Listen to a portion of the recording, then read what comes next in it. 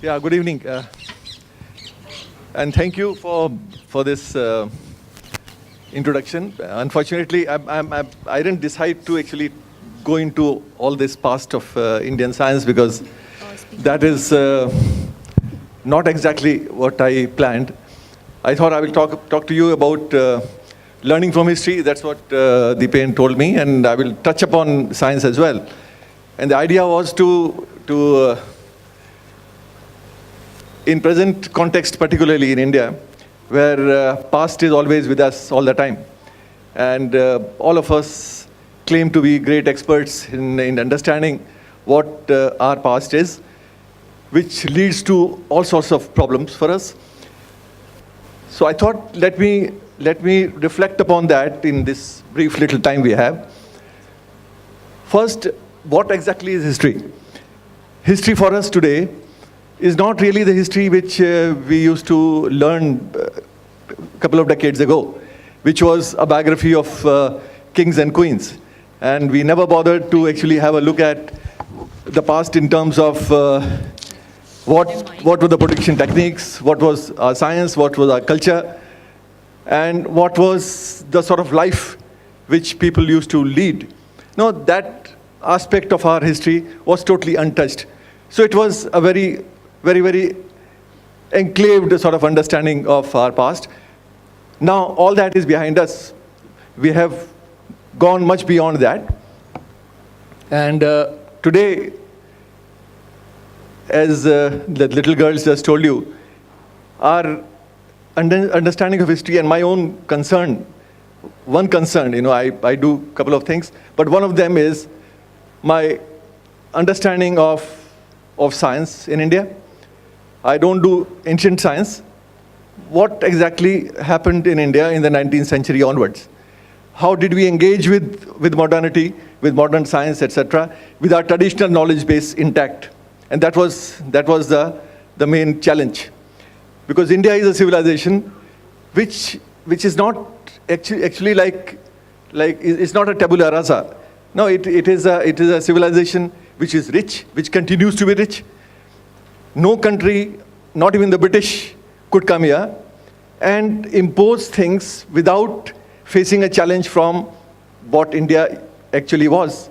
So there was a very active sort of interaction between Indian civilization, and what the British got to India with them in the 19th century.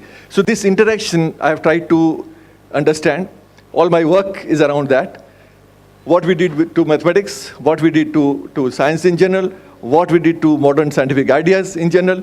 So all that gives us an idea how our knowledge can be understood, can be read in a broad perspective.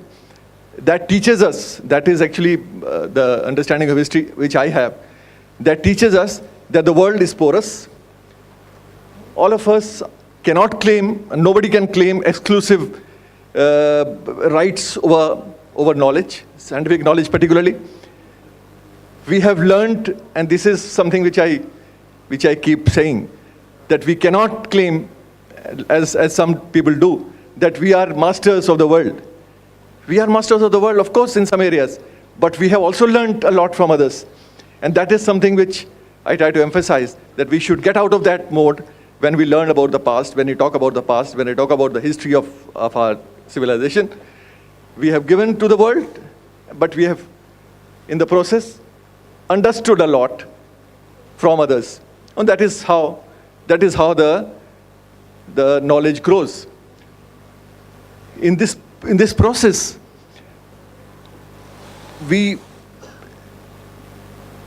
actually try to grapple with civilizations elsewhere, and there are so many instances one can give, but there is no time for that.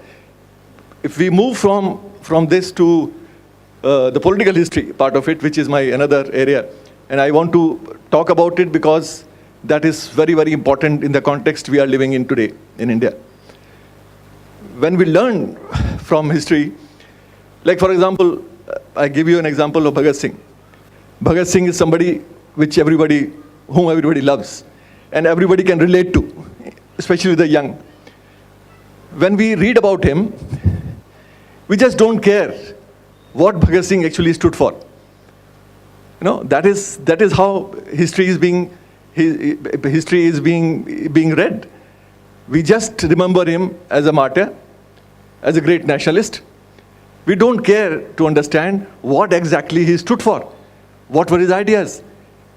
And in his case, it is so easy because he left behind an intellectual legacy in the form of a written word. He wrote so much. So we can straight away go and try to understand what exactly he left behind. Unfortunately, in our context today, for the last several years, we don't bother to understand our past in a manner in which we should do, in a holistic way. We do that very conveniently. That's what it suits us, because a martyr's legacy is very convenient. On 23rd March, you organize a function, garland his photo, and finish.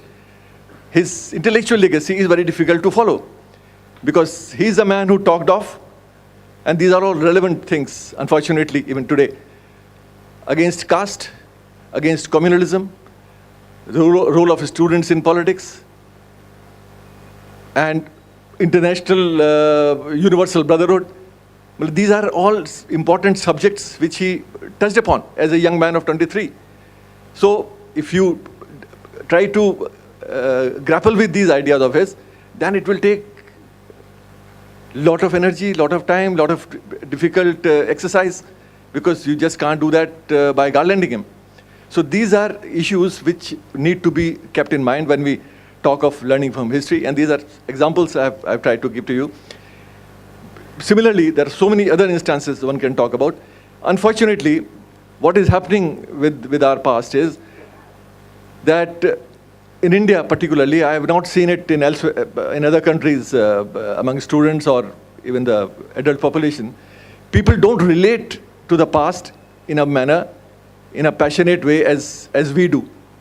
And that is across caste communities, religion, or age groups.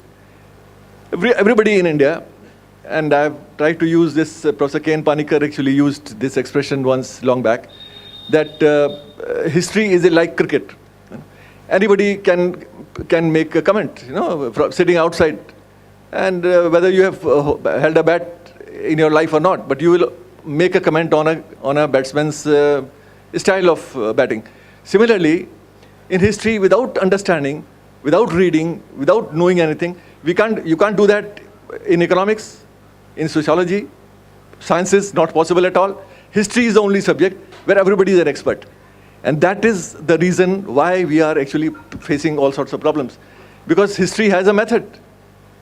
History has a method of understanding the past, the tools of understanding the past, which most of the people don't really comprehend. And we don't expect, anybody doesn't expect everyone to be an expert in history, but everybody wants to relate to the past, whether it is in terms of religion, caste, community.